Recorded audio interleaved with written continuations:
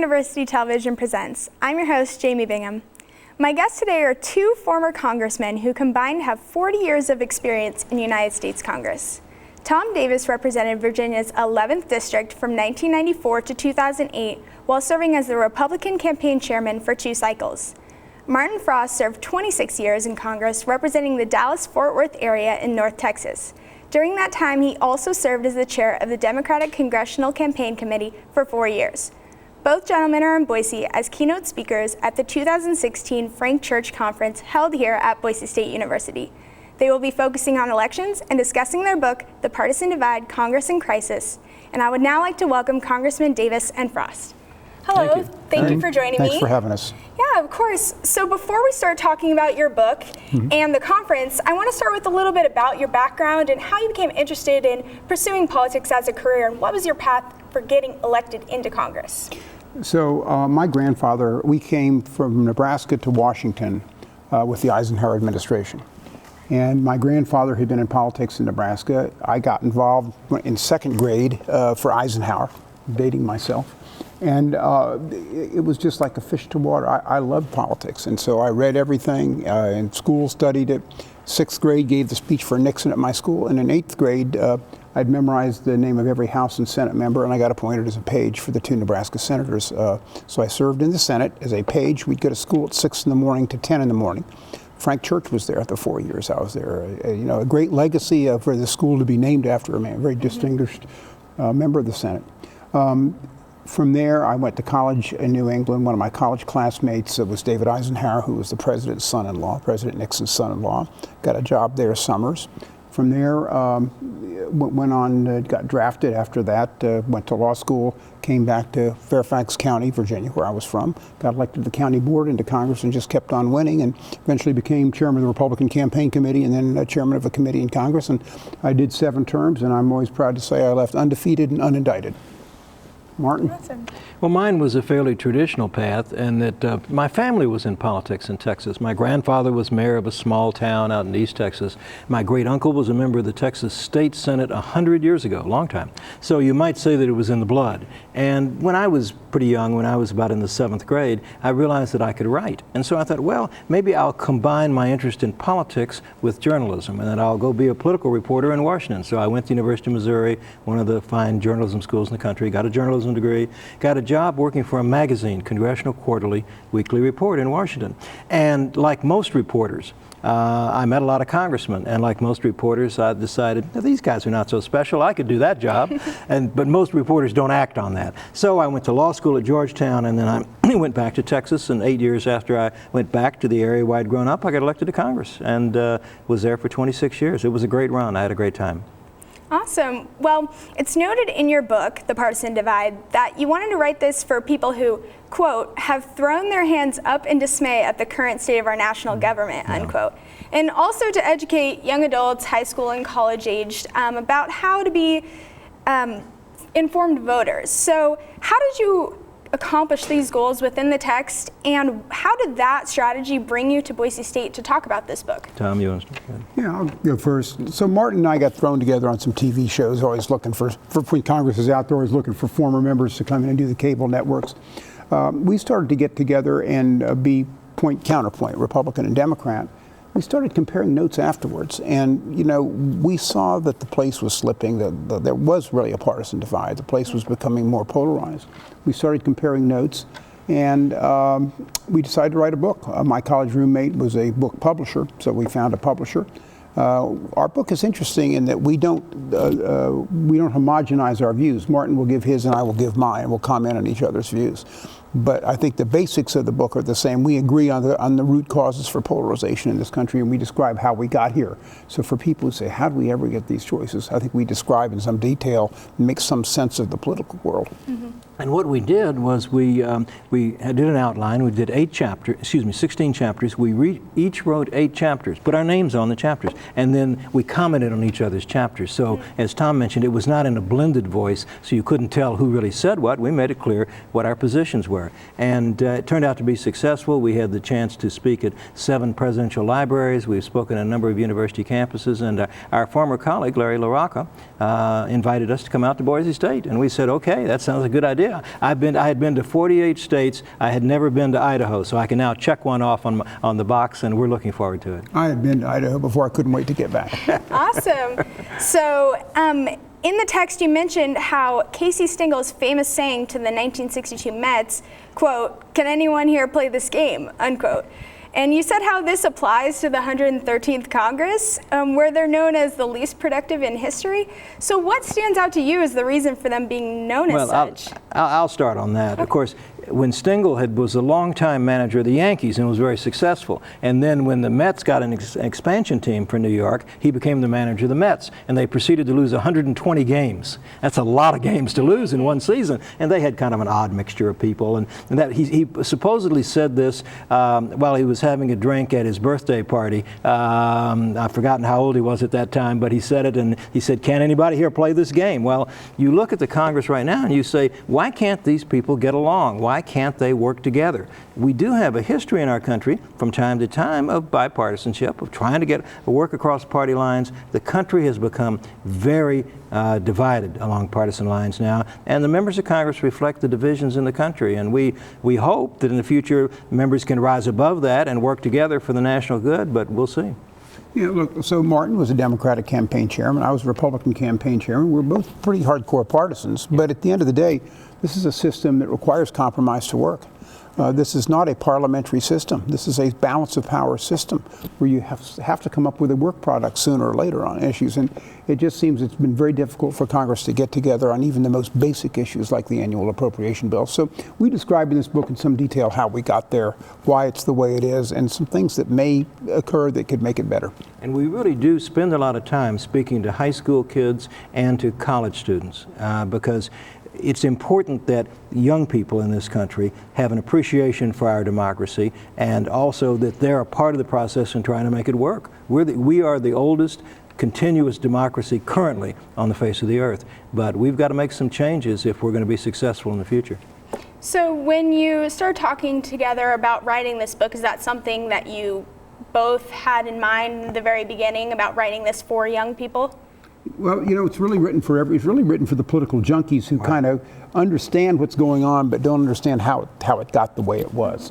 And people have always said to me and to Martin both, and they say this to a lot of former members, you ought to write a book with all your experiences. Yeah. Well, we figured nobody's going to write a book except me and my family that I write, and it's the same with Martin. But if we put it together from the perspectives of a partisan Republican and a partisan Democrat, it's kind of a book that is more down the middle. This will be a good explanation, and it's had pretty good results.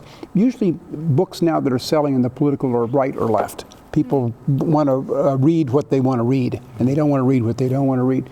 We tried a different approach and went down the middle on this. As I said, I wrote some chapters. Martin would disagree and comment back and forth, but we've tried to make some sense of where we are.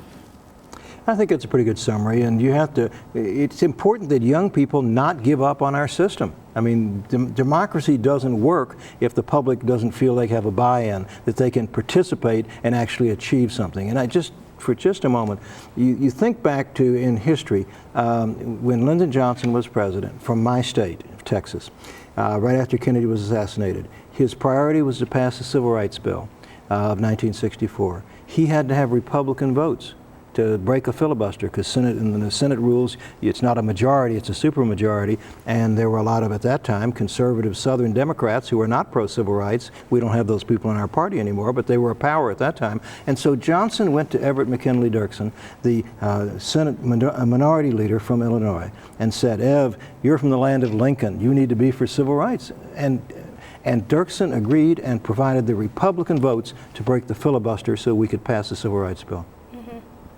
So let's just jump right into it. How are you personally viewing this election? Well, I can't wait till it's over. I always say, I say to people, the good news is they both can't win. That as we go through, but it shows that the polarizations, the fact that you have two candidates here with really high unfavorables running, who were nominated by each party, and the voters are very, very polarized. And we talk about the roots for this in our book. And I hate to say we kind of predicted this, but we thought it would get worse before it gets better at this point. So you have a polarized electorate at this point. You've got this is a race to the bottom. It's been the most negative races, and there have been a lot of negative presidential races at this point. I think it's going to be relatively close at the end of the day, just because it's a very closely divided country. Trump is, I would say, an exotic candidate in terms of the way he has run his campaign. He kind of reminds me of a movie I saw once, How to Lose a Guy in 10 Days, where Kate Hudson does everything she can to lose it, but she doesn't at the end. She keeps him. It's Matthew McConaughey. And Trump has said things that in the past I think would have taken candidates out of the picture, but he still has voters attracted to him, and part of that is because they don't like his opponent. So we'll see where it comes out at this point. At the end of the day, we got to pick up the pieces and govern. And you may well have divided government once again, and the public wants the government to work. They don't want a complete standstill on everything, but the parties seem to say it's my way or the highway, so we end up with this gridlock. And, you know, as it stands right now, and we know that anything can happen in the closing days of election, it looks like that Hillary Clinton is ahead and has a reasonable chance to be elected president. The Senate will be very close. It could go either way. The Republicans currently control the Senate. Democrats would need to pick up either 4 or 5 seats, depending upon what happens in the course of the election. And if Clinton wins, then Kaine, the vice president, would cast a deciding vote if it were tied. So it's close. The House is interesting because the Republicans have a built-in advantage because of the way districts are drawn right now. They were drawn by a lot of Republican-controlled legislatures, and they have a 30-seat advantage. But it looks like the Republicans are going to lose maybe a significant number of seats in the House. They probably still retain control, but their margin will be much closer. And this is going to make it really tough for Paul Ryan if he continues as Speaker. It'll be tough in the Senate if it's very close, if it's 1 or 2 votes. It really depends on how effective the new president is in reaching out to the congressional leadership and saying, okay, the election's over, let's try and do things for the country. Well, the reason Republicans are going to lose seats is because they so overperformed in the last midterm election. The Republican majority in the House is the highest it's been since 1929. So they're at a high, they don't, they're non-presidential year. Yeah, there aren't many seats out there the Republicans are likely to gain. The reality is, and we describe this in the book, 80% of the House seats are preordained to be one party or the other. November is just a constitutional formality. Safe seats. Yeah, they're safe seats for one party or the other, and November is just a constitutional formality, and the real race for these members is their primary. And primary voters are a pretty thin ideological slice of the electoral pie. Independents in some states can't vote in primaries, and others they just don't bother to. We have a saying, liberals and conservatives have passion, moderates have lives. And so it's the active that dominate the political process. But we'll see how this plays out this time. This is not a normal election. I know you've heard that, and a lot of people have said it. There are factors at play this time that we haven't seen in a very long time. The parties are almost reversed in terms of their appeal. For many years, blue-collar whites tended to vote Democratic, and college-educated whites tended to vote Republican. This election, it could be exactly the opposite. A significant number of blue-collar whites could vote for Trump, and a majority of college-educated whites, particularly in the suburbs around the big cities, could vote for Clinton. So this is, we don't know whether this is a permanent trend or whether it's just unique to this election. But this will be one for the history books. This will be one that people will analyze for a long time, trying to figure out what happened this year. It just happens to be the first presidential election that I can vote in, so that's interesting. But if Be sure and vote. Oh, I will. I got my absentee ballot already. Don't worry. If Hillary Clinton does win and the Democrats win the House, do you see Nancy Pelosi becoming Speaker? Absolutely. Oh, yeah, she would be Speaker. It is an uphill climb for Democrats to take the House back, but not impossible. And what Tom was talking about is the House is so gerrymandered, is that legislatures, the Republican-controlled legislatures drew safe Republican districts, democratically controlled legislatures drew Democratic districts. Some of them are really strange looking, and members kind of are looking over their shoulder all the time. That's one of the reasons you have the partisan divide, is that Republicans are worried that somebody to their far right is going to run against them in the primary, slow turnout election. Democrats are worried that somebody to their far left is going to run against them in their party primary. So there is no incentive to compromise, no incentive to work with the other side because of the way the districts are drawn. We would hope that sometime in the future you'd have nonpartisan commissions draw districts so they wouldn't be so strange looking, and there'd be more districts that could go back and forth between the two parties. And I don't think the Democrats win the House this time. I think they'll pick up seats just because of the overperformance of the Republicans in the last cycle. But if the Democrats were to pick it up, there are a number of Democrats in the House who did not vote for Nancy Pelosi for Speaker. It's theoretically they could have a majority, and she doesn't get it on the first ballot, and the same goes for Paul Ryan. Oh, not going to happen. Ryan's got a bigger problem than Pelosi does. Well, I think they both did. Look at the number of Democrats who did not vote for her last time. It doesn't take many. Pelosi is the toughest. I won't say mean. I don't want to say that. She is the toughest. Not. She gave us a nice blurb on the jacket. She did. She is the toughest speaker that I have seen in my lifetime. I've served with 5 other speakers. She cracks the whip. If the Democrats take the House back, they're all going to vote for her. But the bigger issue is on the Republican side, because there are some very conservative Republicans who don't like Paul Ryan. And if it got really close, Ryan might have trouble getting a majority vote when the entire House meets. So I'll just ask you this: if she does become Speaker of the House, how is that going to affect Congress having 2 of the most powerful positions belonging to women for the first time in history? It'll be interesting. That's all I can say. Pelosi actually, when she was Speaker, she was only Speaker for 4 years, but she actually brought the party, the Democrats in the House, together better than some previous speakers had. She twisted a lot of arms, there was a lot of persuasion, and she got Democrats to vote for things that people thought they weren't going to vote for. Yeah. She would be a very effective speaker, but the chances are that she will continue as minority leader. But having said that, she brought them together, and they had record losses in the midterm election as a result of it. 4 years, and midterms, this is not absolute because there are some exceptions. Midterm elections, those in the non-presidential years, tend to favor Republicans because the electorate is older and whiter and tends to be Republican. Now, there was an exception in 2006. That was a midterm, and the Democrats took the House back. There was an exception in '98. There was an exception in 2002. It's rare, though. It's rare. Yeah, I think the myth Democrats put is that somehow their voters don't show up in midterms and just show up in presidential races. Well, it does happen a lot of the time. I think it depends who's angriest. What we find out in midterms are the people that are the angriest show up. Yeah.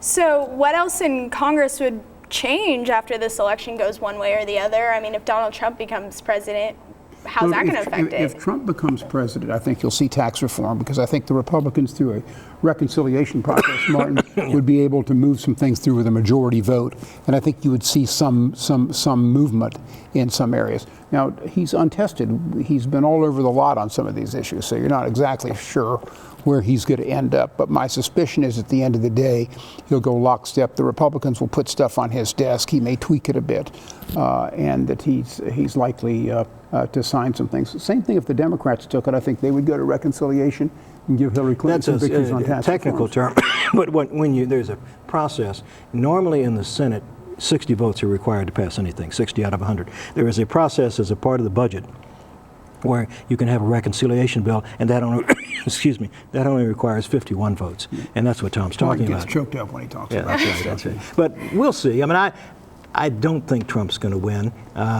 It would be interesting if he did win. It would be interesting because he's so untested in foreign policy. Remember, a president does 2 things. He's concerned about domestic policy, and he's also concerned about foreign policy. And Trump is not particularly knowledgeable on foreign policy, and it would be interesting to see if he tried to conduct the foreign policy of the United States. Pelosi, on the other hand, was on the Intelligence Committee and knows quite a bit about foreign policy. So I think you'd see a more stable situation, and where Pelosi working with Clinton, you'd see a more stable situation on foreign policy. I'll just give you a Republican view. I mean, a lot of Republicans feel, Martin, though, that things have gone downhill abroad. As we take a look now, Russia's talk about moving missiles back into Cuba, or Philippines are talking about kicking us out of their bases. Look at the Middle East as a mess. And I think at some point, Donald Trump would have to make the sale that somehow he's an acceptable alternative. The mood in the country has changed. But it's just like Ronald Reagan in 1980. He didn't make the sale till the last couple of weeks, and people were comfortable with him as the president. Trump has now 2 weeks to try to make that sale and say, I'm the comfortable alternative. And to date, he seems to fall a little bit short in the polling. He was, but there's 2 weeks to go. He was running against an unpopular incumbent. That does make a difference, because Carter had a lot of problems. He did some good things, but he had a lot of problems during his term. But Hillary Clinton's negatives are higher than Carter's were. The biggest problem for Trump is his coziness with Putin. A lot of people. I don't think he's ever met him, Martin. He says nice things about him all the time. He admires what a strong leader he is. Putin kills people. That's why he's a strong leader. But, in my part of the country, Texas, which is not that different from Idaho, we don't like the Russians. And we don't want a president who's going to be cozy with Putin. But they're going to vote for Trump. But that's all different issue. We'll see. Well, let's just get back to your book a little bit. I mean, we are different parties. You That's right. understand. That's right. We're friends and we work together. Of course. Right. Yeah. So you mentioned several recommendations for congressional reform. You mentioned campaign finance issues, gerrymandering. You mentioned that, the federal deficit, and then you also mentioned maybe we need to establish a uniform national primary day. So can you just tell us a little bit about these and what you were talking about in your book? Let me start. Campaign finance today, Congress, they tinkered with it and they made it worse. And the Supreme Court went on and it's gotten worse. It's so out of hand at this point. In these key Senate races around the country, more money is being spent by outside groups who don't have the same level of accountability, who can take all this soft money, than by the parties and the candidates combined. It is out of hand at this point. And I think we both agree on this. We make some suggestions in the book how to change that. But it's not just that. A national primary day for congressional elections only. You could have a separate state primary day. And for president, you wouldn't try and interfere with the presidential nominating process. Correct. And right now we have separate primaries in some states between congressional and legislative and presidential. But the point is to increase turnout, because right now these are dominated by just a few people. And you want to increase the turnout and the awareness level. We think that brings a different group of voters out that are a little more centered, and we think that would be good for the system right now. On campaign finance reform, a lot of the money now goes to what are called C4s, which are social welfare groups, and which can be involved in politics, and if they can spend up to 49% of the money they raise on politics, and they can raise large corporate contributions, large labor union contributions. Wealthy people can give the big contributions, and it doesn't have to be reported. Now, one of the recommendations we make is that any organization that mentions a federal candidate by name during the election has to report all its donors to the Federal Election Commission. At least have some sunlight here. Know who these people are that are putting money in at the last minute. That's when it's a combustible situation. When you have a situation where the parties are already polarized, and when, particularly in a primary, when a small group of people funded by outside interests that could put a lot of money into a race with not accountable, and now you have the media being polarized, that you have a very unpredictable result. And because of that, members are fearful, as I mentioned earlier, about working with the other side. Somehow we've got to do things to make it easier for members to cooperate across the line. It would be nice if you could require that all contributions be disclosed. What the Congress did in the McCain-Feingold law some years ago was to take money away from political parties. This soft money had been given to political parties previously, and said, no, we can't, none of that soft money big money can go to political parties. Well, as Tom has mentioned, political parties were centering forces in our politics. But the Congress, in its wisdom, and Tom and I both opposed this, said, no, we don't want that money, that dirty money going to political parties. And the ultimate result was that party went out to the extremes, to the wings. And now you have candidates lose control of their own election. More money is spent by these outside groups than the candidate can raise and spend on his own message. It's done something else, too. Parties were a centering force for 200 years, but the parties have moved further apart, Republicans right and Democrats left. What we see across the world are the same issues on immigration and trade and wealth disparity, and these issues are being played out in all these countries. But we've seen third and fourth parties springing up. In America, it's gone now within the two-party framework, and it's moved the Democrats left and the Republicans right. And that's a real problem at this point in our ability to just get basic things done like annual appropriations. And going back to campaign finance for a moment, one thing you have to realize is that the Supreme Court decisions in this area were based on an interpretation of the Constitution, free speech clause of the Constitution. So you can't pass a law, Congress couldn't pass a law to override the Supreme Court decisions. The only way you could override the decisions would be to have a constitutional amendment or to change the makeup of the court. So it's going to be hard to change the financial structure that we have right now, but that is very destructive of our political process. So do you have any steps for us on how we would fix some of these issues? Well, we just talked about a couple. I'll tell you one thing Congress could do right away is to bring back project designations. For the first 150 earmarks. years, I've found a better word than earmarks, but it's the same thing. Basically, for the first 150 years of the Republic, Congress appropriated the money and the president would sign the bills. And when Congress appropriated the money, they would decide which bridges, which roads got built. That was how we built this country. But of course we had some members that abused this, and so Congress backed off. The bridge to nowhere in Alaska, which you're familiar with, was used. Now that came out of Alaska's allocation. Your governor didn't like it, but Don Young, who was married to an Eskimo, he liked it because it built a bridge for Eskimos who couldn't get to shore otherwise without their boats. But the point is, it came out of Alaska's allocation. You bring back earmarks, all of a sudden every member has skin in the game. It doesn't raise by 1 cent the amount government spends. It just allocates the money. Somebody has to allocate it somewhere along the line, and this gives Congress some responsibility. What it does, though, is it makes it easier to pass bills. And it's also a big transfer of power from the legislative branch to the executive branch, so we think they ought to bring it back. Right now, you have continuing resolutions. The budgetary year starts on October 1st, and the Congress hasn't passed appropriation bills, so the country is put on autopilot, last year's levels, continuing resolution for 2, 3, 4, 5 months, and agencies can't plan. They can't start any new programs. They don't have any additional funds over what they had the previous year. And so if you brought back earmarks, there'd be an incentive for members to vote for appropriation bills, so you wouldn't have these continuing resolutions be the way you funded the government. And Tom, and transportation bills, yeah, and water resource bills. Tom, there are two examples. If you live in Virginia, in the Washington, D.C. area, the way you get in a car into D.C. is going across one of 4 bridges. One of those bridges, the Woodrow Wilson Bridge, was falling down, literally. Tom got an earmark to rebuild that bridge, to connect his district in Northern Virginia with D.C., and now it's in good shape. Years ago, the business community in Dallas came to me and said, Congressman, Dallas is the largest city in the country that doesn't have mass transit. We'd like to build an above-ground light rail system. I got an earmark for that, and Dallas now has one of the best light rail systems in the country. If you didn't have earmarks, neither one of these things would have happened. So what is Congress going to have to specifically do this year to fix some of these issues? Well, I don't know if they do anything. I mean, I think that one of the problems is we've devolved into what I call parliamentary behavior. Voters are no longer voting people, they're voting parties for the most part. We see less ticket splitting than at any time in the last 100 years.